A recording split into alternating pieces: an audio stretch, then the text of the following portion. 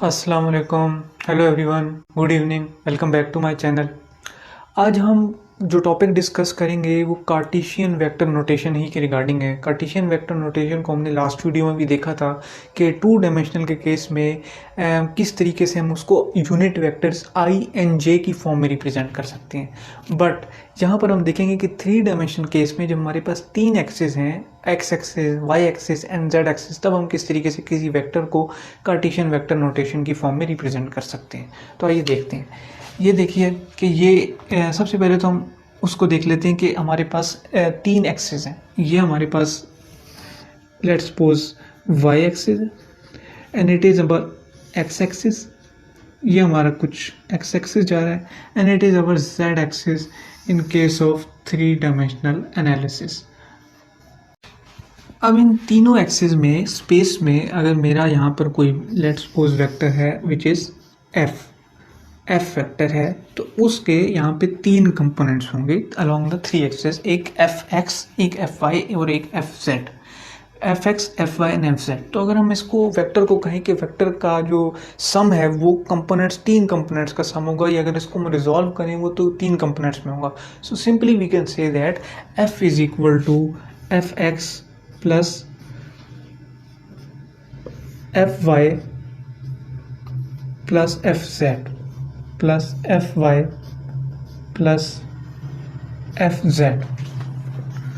तो ये इस तरीके से हम किसी भी वेक्टर को उसके कंपोनेंट्स में रिजॉल्व करके रिप्रेजेंट कर सकते हैं। तो ये हमने सबसे पहले ये बात समझ ली कि थ्री डायमेंशन के केस में जब X axis, Y axis and Z axis है तो उस केस में हम किस तरीके से एक वेक्टर को रिप्रेजेंट करते हैं। बट ये हमारे पास एक जनरल रिप्रेजेंटेशन है। अब कार्टेशियन वेक्टर के केस में हम किस तरीके से रिप्रेजेंट करते हैं, आइए वो भी देखते हैं।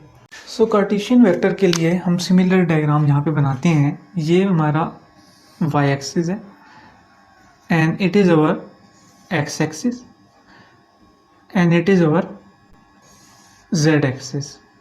तो अब जो हमारे पास कार्टेशियन यूनिट वेक्टर्स होते हैं, यूनिट वेक्टर मींस जिनका मैग्नीट्यूड 1 होता है, तो उसको आप देख सकते हैं वो हमारे पास इस तरह होते हैं कि एक्स डायरेक्शन में जो जा रहा है वो हमारे पास आई वेक्टर होता है, I unit vector which is Cartesian vector. And it is जो वाई डायरेक्शन में होता है वो हमारे पास जे कार्टेशियन वेक्टर होता है, और जो जेड डायरेक्शन में होता है वो हमारे पास के जो है वेक्टर होता है, कार्टेशियन वेक्टर। तो इस सूरत में आप ये देख लें कि जब हमने 2D के केस में देखा था तो हमने कहा था ए X I plus A Y J, plus यहाँ पर हमारे पास एक और वेक्टर कार्टेशियन वेक्टर एडअप हो जाएगा प्लस ए जेड, या एफ अगर आपका वेक्टर है तो एफ जेड। तो इस तरीके से हम कार्टेशियन वेक्टर नोटेशन देखते हैं, और इसको अगर हमने यहाँ पे रिप्रेजेंट करना है तो इस तरीके से आप देख सकते हैं F is equal to F X into I, F X into I, I हमारा unit vector plus F Y J. अब एफ वाई के साथ वाई एक्सिस में हमारे पास जे आ रहा है Cartesian vector, and similarly F Z और के, एफ जेड के। तो ये हमारे पास ये तरीका है कि अगर हम किसी भी वेक्टर को कार्टेशियन वेक्टर की नोटेशन में रिप्रेजेंट करना चाहें तो हम इस तरीके से कर सकते हैं। फ्रेंड्स ये देखिए आप कि ये हमारे पास कार्टेशियन रिप्रेजेंटेशन ऑफ वेक्टर है। ये हमारे पास एक जनरल रिप्रेजेंटेशन ऑफ वेक्टर है कि हमने उसको कंपोनेंट्स में रिजॉल्व करके रिप्रेजेंट कर दिया। और अगर हम कार्टेशियन रिप्रेजेंटेशन की बात करें तो it is F is equal to F X I plus F Y J plus F Z K. अब नेक्स्ट अगर हम बात करें कि मैग्नीट्यूड क्या होता है, तो हमने 2D के केस में देखा था कि f is equal to square root F X square plus F Y square whole square root, वो हमारे पास मैग्नीट्यूड ऑफ द रिजल्टेंट होता है। अब इन दिस केस क्या होगा, हमारे पास सिंपली एक जो है जेड एक्सिस की एडिशन हुई है, तो हम उसको f is equal to F X square plus F Y square plus F Z का स्क्वायर होल स्क्वायर रूट कर देंगे। तो कुछ हमारे पास इस तरीके से इसका मैग्नीट्यूड आ जाएगा, which is it is for magnitude not vector, square root. ये हमारे पास स्क्वायर रूट हो गया, और ये इस तरीके से एफ एक्स का whole square, F X square plus F Y square और सिमिलरली एफ जेड का स्क्वायर। तो ये हमारे पास फ्रेंड्स एक मैग्नीट्यूड को अगर हम रिप्रेजेंट करना चाहें in the case of three dimension. So friends अब ये हमारे पास magnitude of the Cartesian vector आ गया। तो इस तरह से हमने रिप्रेजेंटेशन भी देख ली, मैग्नीट्यूड भी देख ली और सिंपल रिप्रेजेंटेशन भी देख ली। अब यहाँ पे जो एक और टॉपिक है वो ये कि direction of a Cartesian vector. अब कार्टेशियन वेक्टर की डायरेक्शन के लिए याद रखिएगा, जब भी डायरेक्शन की बात आती है तो एंगल मीन्स थीटा की बात आती है, मीन्स कि एंगल कहाँ पर वो जो फोर्स है जो वेक्टर है वो लोकेटेड है, उसका एंगल क्या है, डायरेक्शन क्या है। तो अब इसमें आप ये देखिए कि यही हमारे पास डायग्राम है, इसमें हम 3 एंगल्स को रिप्रेजेंट करते हैं which are alpha, beta and gamma. 3 angles है हमारे पास। एक्स एक्सिस के साथ जो हमारा एंगल होगा फोर्स का, वेक्टर का, उसको हम अल्फा का नाम दे रहे हैं। वाई एक्सिस के साथ जो होगा उसको हम बीटा का नाम दे रहे हैं, और सिमिलरली जेड एक्सिस के साथ जो होगा उसको हम गैमा का नाम दे रहे हैं। अब ये देखिए कि यहाँ से हमारे एक्सिस से जो एंगल ओरिजिनेट हो रहा है एंड इट इज़ यहाँ पे कनेक्ट होगा, तो इसको हम, इस एंगल को हम अल्फा का नाम दे रहे हैं। It is our alpha angle and it is अवर, यहाँ से लेकर अगर आप ये देखिए कि ये हमारे पास वाई एक्सिस है, वाई एक्सिस से हमारे पास जो फोर्स तक का एंगल है, हमारे वेक्टर तक का एंगल है, it is our beta angle. It is our beta angle. And similarly जो हमारी फोर्स और जेड एक्सिस के बीच का जो एंगल है उसको हम गैमा कहेंगे। It is our gamma angle. तो ये हमारे पास गाइस 3 किस्म के एंगल्स यहाँ पे हमने डिफाइन कर लिए। अब हम इसको देखते हैं मैथमेटिकली। अब ये हमारे पास एंगल्स हैं, इसके बाद हम यहाँ पे कार्टेशियन वेक्टर को भी रिप्रेजेंट कर देते हैं। ये देख सकते हैं आप, ये हमारे पास ए एक्स आई हो जाता है। ये हमारे पास जो rectangular components and Cartesian vector की नोटेशन है A X I in the form of Cartesian vector representation. Similarly ये हमारे पास जब हमारा फैक्टर एफ है, तो एफ है तो फोर्स एफ है तो F X I. Similarly, Fyj, and similarly in the direction of z-axis it will be Fzk. K is our unit vector. तो अब ये हमारे पास जो है पूरी एक डायग्राम बन गई, जिसकी वजह से इसमें हम कार्टेशियन वेक्टर को रिप्रेजेंट कर रहे हैं। अब इसमें आप ये देखिए कि अगर हम बात करें कि एंगल्स को किस तरीके से फाइंड आउट कर सकते हैं। अब अल्फा को फाइंड आउट करने के लिए जो हमारे पास फार्मूला होता है वो इस तरह से है कि cos alpha is equal to F X divided by F. ये हमारे पास एफ है और ये इसका जो है हमारे पास एक्स कंपोनेंट है और हॉरिजॉन्टल कंपोनेंट है एफ एक्स। तो अब इसको हम इस तरीके से फाइंड आउट कर सकते हैं कि cos alpha is equal to F X divided by F. अब ये हमारे पास 2 वेक्टर्स जो है ना उनका मैग्नीट्यूड जो है वो डिवाइड हो रहा है, उसकी रेशो है, उस मैग्नीट्यूड की रेशो से हम अल्फा फाइंड आउट कर सकते हैं। तो it is known as direction cosine of angle. Direction cosine of angle, तो सिंपली कोसाइन का इन्वर्स लेकर which is alpha is equal to cosine inverse F X over F हम फाइंड आउट कर लेंगे कि क्या क्या हमारा एंगल अल्फा क्या है। इसी तरीके से जब हम भी बीटा को फाइंड आउट करना चाहेंगे तो बीटा के लिए cos beta is equal to F Y divided by F. तो cos beta is equal to F Y divided by F. ये cos एंगल के फॉर्मूलाज हैं जिससे हम फाइंड आउट कर सकते हैं कि इन द 3 डायमेंशनल जो हमारे पास वेक्टर आते हैं और उसके रेक्टेंगुलर कंपोनेंट्स होती हैं 3, तो हम किस तरीके से एंगल्स को फाइंड आउट कर सकते हैं फ्रॉम रिस्पेक्टिव एक्सिस। तो इसमें आप देखिए cos beta is equal to F Y over F. cos बीटा is equal to Fy divided by F, and similarly cos gamma will be Fz divided by F.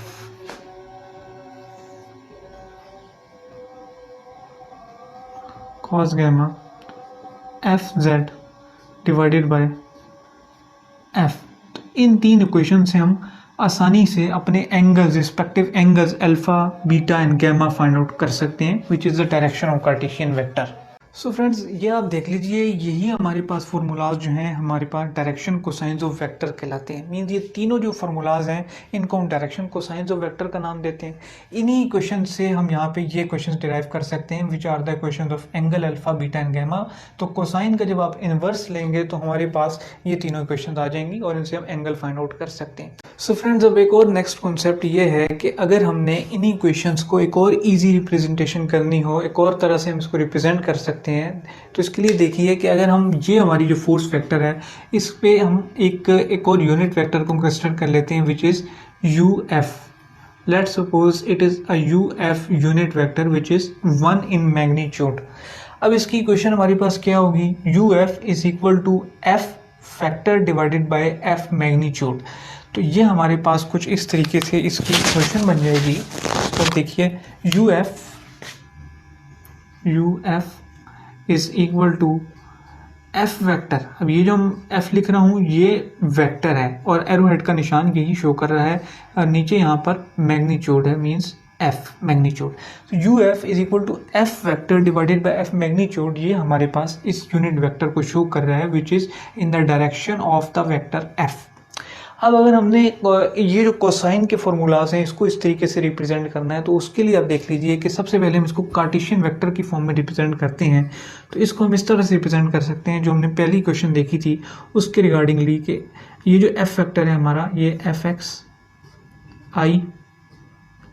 I divided by F plus similarly F Y J divided by F plus F Z K divided by F. तो इस तरीके से ये पूरी equation बन जाती है जिसमें हम यू वेक्टर यूनिट वेक्टर को रिप्रेजेंट कर सकते हैं। अब ये अगर आप देखिए फर्दर तो इसमें F X divided by F क्या है हम देख चुके हैं, कॉज अल्फा है। F Y divided by F क्या है हम देख चुके हैं, कॉज बीटा है। Similarly it is cos gamma.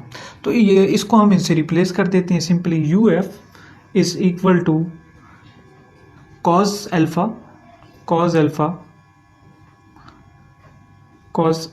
into I plus cos beta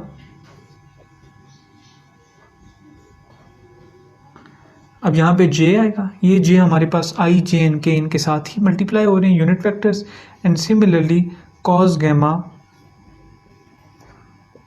और ये हमारे पास के वेक्टर आ जाता है, के यूनिट वेक्टर। तो ये हमारे पास एक पूरी इक्वेशन बन गई U F is equal to cos alpha I plus cos beta J plus cos gamma K. So friends इस तरीके से ये इक्वेशन हमारे पास एक डिराइव हो गई जिससे हम रिप्रेजेंट करते हैं डायरेक्शन कोसाइंस ऑफ वेक्टर को। इस तरीके से हमने एक और इक्वेशन देख ली कि किस तरीके से U F is equal to cos alpha I plus cos beta J plus cos gamma K से हम डायरेक्शन कोसाइंस को रिप्रेजेंट कर सकते हैं। अब यहाँ पे एक और चीज़ देखिए कि एक और हमारे पास मैथमेटिकल रिलेशन होता है जिससे हम शो कर सकते हैं। वो मैथमेटिकल रिलेशनशिप भी डायरेक्शन कोसाइंस को ही शो करता है, उसी से डिराइव होता है विच इज यहाँ पर मैं लिख देता हूँ cos square alpha plus cos square beta plus cos square gamma is equal to 1। तो ये हमारे पास एक मैथमेटिकल रिलेशनशिप होता है जिसकी मदद से अगर हमें दो कोऑर्डिनेट एंगल्स का पता हो तो हम तीसरे कोऑर्डिनेट एंगल्स को फाइंड आउट कर सकते हैं। मीन्स कि अगर टू एंगल्स हमें ऑलरेडी मौजूद है इक्वेशन में तो हम उसको सिंपल इक्वेशन में पुट करेंगे और थर्ड एंगल को फाइंड आउट कर लेंगे। तो ये देखिए कॉस स्क्वायर अल्फा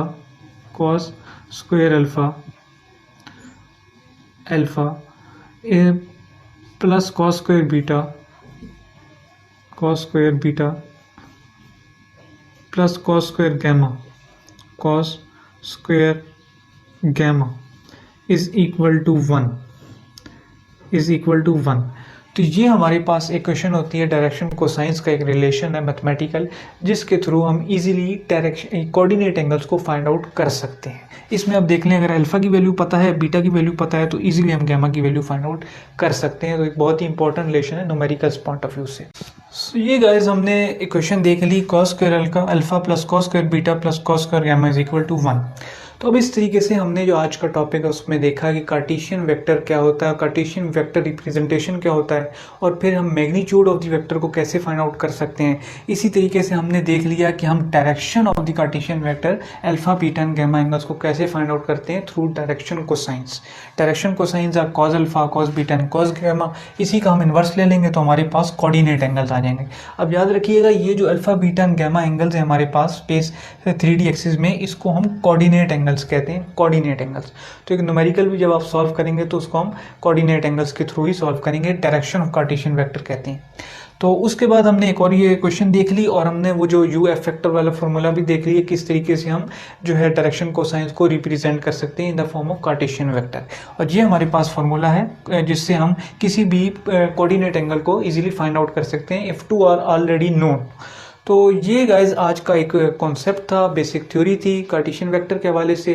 तो मैंने कोशिश की कि आपको समझ आ जाए। अगर आपको ये वीडियो और लेक्चर समझ आया और ये वीडियो पसंद आई है तो काइंडली इस वीडियो को ज़रूर लाइक कीजिएगा एंड मेरे चैनल को सब्सक्राइब कीजिएगा। तो मिलता हूँ फिर आपसे अगली वीडियो में, तब तक के लिए शुक्रिया, थैंक यू एंड अल्लाह हाफिज़।